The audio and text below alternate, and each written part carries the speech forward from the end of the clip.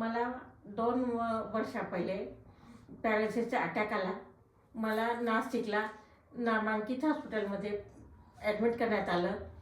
तिथं मी उपचार घेतला. उपचारांना मला पॅरालिसिसचा जो हे होतं, हातपाय माझे हलायचे नाही, तरी त्याच्यासह मला त्यांनी डिस्चार्ज दिला. मी घरी गेली. घरी येऊन मग मला वैशाली ताईंनी मला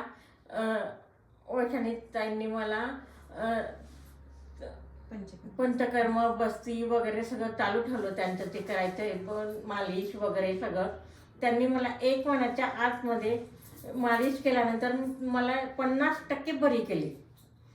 मी असं थोडंसं वाकर वगैरे त्याच्या आधारावर चालती फिरती मला त्यांनी केली. म्हणजे व्हीलचेअर सुटली, मग वाकर घेतली. वाकर सुटल्यानंतर काठी घेतली मी, आणि त्याच्यासह मग मी घरी गेली. आणि मग आता परत 2 वर्षांनी परत आल्यावर वैशाली ताईंकडनं परत पंचकर्म, बस्ती वगैरे सगळं मालिश वगैरे सगळं पुन्हा ट्रीटमेंट चालू केली. आणि 10 दिवसात मला इतका फरक पडला. तुम्ही खूप आता व्यवस्थित म्हणजे 75% बरी झाली.